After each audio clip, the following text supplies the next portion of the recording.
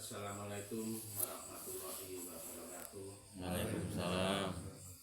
Nuwun sesepuh miwahanem ingkang rawuh wonten dalemipun Bapak Riki sedaya. Kula kaliyan Bapak Riki diaturi nyetraraken menapa ingkang dados miyarsa hajatipun Bapak Riki sekeluarga. Ing wekdal menika Bapak Riki sekeluarga pun kuasaken ngedalaken rezeki saking Pangeran rupi amingan menika makathah mawahi-wahi kadamel sedekah krana Allah Taala lan sedekah anggenipun Bapak Riki anggenipun nglampahi undanan anggenipun badhe nglampahi siang wonten bulan Ramadan nggih saged slamet wilujeng lan pengiling-ilingi para leluhuripun sedaya leluhur saking jaler saking istri ingkang rumatan lan boten rumatan ageng alit-alit jaler istri awis sedaya para leluhuripun dipun pengiling-iling lan dipun pintun doa mugi-mugi para leluhuripun sedaya kalih Allah Taala paringana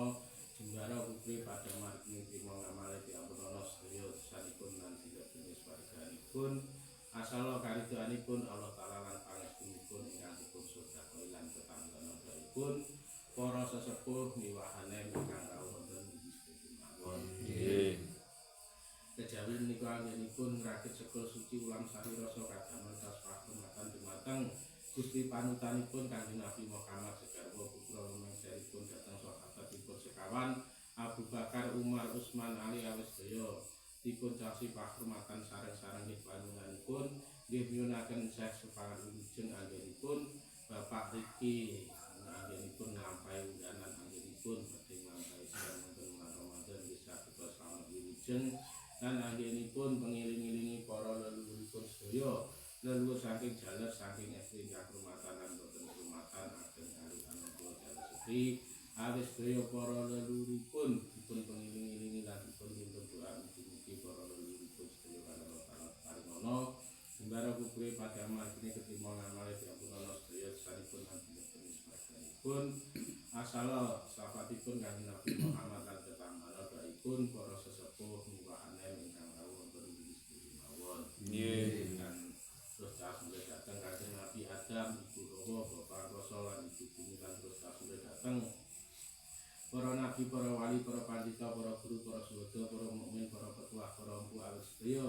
dipun caosi mulih sareng-sareng nggih panyunanipun nggih nyunaken saya supangat wilujeng anggenipun Bapak Riki anggenipun nglampahi undanan anggenipun badhe nglampahi siang wonten bulan Ramadan nggih saged slamet wilujeng lan anggenipun mengiling-ilingi para leluhuripun sedaya leluhur saking jaler saking estri ingkang rumatan lan boten rumatan ageng alit-alit jaler sedhi awis sedaya para leluhuripun dipun pengiling-iling lan dipun kintun doa mugi-mugi para leluhuripun sedaya kalih Allah Taala paringana sembara rupi pada margine ketima ngamale diampunana sedaya sanipun lan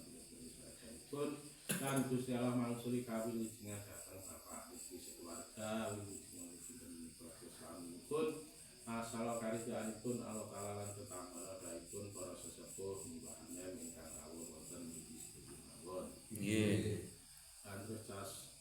mulai dateng tiyang sepuhipun Bapak Rino Ibu ingkang maring wekdal dinten kelawan dalu lan ngawuningani dateng cikal bakal dusun Darungan lan Banjar perkaranipun Bapak Riki lan merdeni dateng dinten 7 kenan gangsal sasi 12 taun 2000 sekawan ibu tigang dosa lan merdeni dateng dinten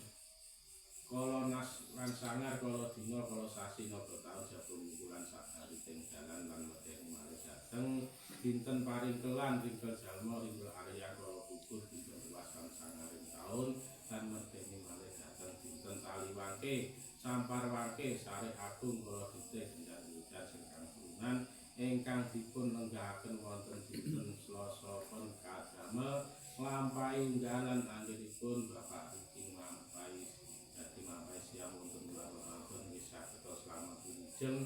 lan anggenipun mengiling-ilingi para leluhuripun sedaya leluhur saking jaler saking estri rumatan ageng jaler sedhi awis sedaya para leluhuripun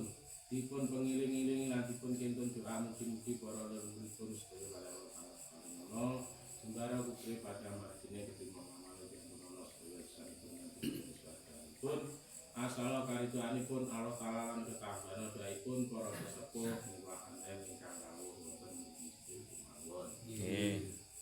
Dan terus mulai datang Nabi Khidir, Nabi Ilyas kang rumangsa daya lan daratan, dan terus mulai datang saya Subakir kang ngembali tanah Jawi, dan terus mulai datang Nabi Sis lan Sunan Kalijaga kang jagani kudu rencana wonten saben-sabenipun bapak iki nggih menaken saya supan wilujeng anggenipun bapak iki nglampahi dana anggenipun badhe nglampahi siam wonten bulan Ramadan nggih saged slamet wilujeng lan anggenipun pengiling-ilingi para leluhuripun sedaya leluhur saking jaler saking istri ingkang rumatan lan boten rumatan ageng alisan